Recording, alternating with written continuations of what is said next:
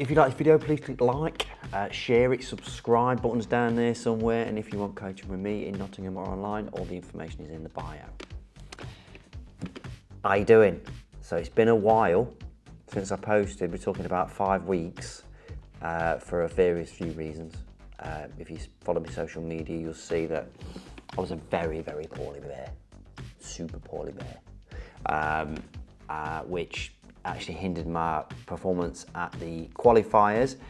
I ended up getting beat, but then I was lucky because Neil didn't turn up for the next match. So, you know, it's all swings and roundabouts, isn't it? So I obviously I was bedridden basically, so I didn't really post over there. Then we had Christmas, then we went away.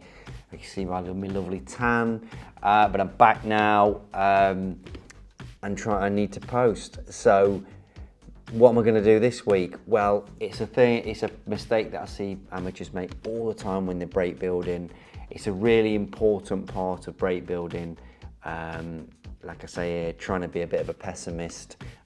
You are always trying to give yourself as much chance to get away with a bad hit.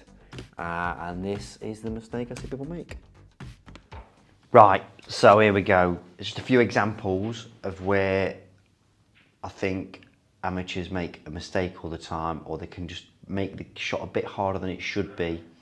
So here's an example of a shot. Look, so obviously I want to move that red because it's blocking the black, or it's just in the way basically. And what I see players do is play off that cushion to come this side, so sort of that angle there. They'll play off that cushion to get on the black. Now, that's all right if you hit the exact right pace, but if you look at the amount of table I've got to land in coming from there, if I come off that cushion, if I land there, I'm no good. So I've got to land basically where that red is, or I've got until about there, and all of a sudden I'm on a high, you know, the black's not an absolute gimme. So I'm only giving myself a sort of 5 or 6 inches to land in. So it's very easy to just not come high enough, or definitely go too high. So what you'll see players do is they'll come this way, because what that does is it gives you a bigger space to land in. So if I come over there, I've got, look, I get there, I'm perfect. So I'm all right. You know, if I really hit it bad, I can be over here. But if I hit it there, I'm still on the black, you know, with a shot to get on the red. So I've got a sort of longer area to land in. So obviously, ideally, you want to be there, don't you? So you can play in the middle of that sort of area that you've got to land in. So let me show you what I mean by that. So like I say, for this shot here, you know, if you're going to play that side, you know, it's very easy to start running too far. I know the pink's there, but do you know what I mean? But if I come this side, come over here, look, I've sort of like, I've got such a big area to land in. You know, even there slightly too far, but you see I'm still on the black, still got on the red. So you'll see players coming across the face of it like that on the line of the shot, rather than come across the line of the shot, because obviously the line of the shot is there. So you don't want to be coming across it, because you've got when you're close to it, you've got less of a room to get on it.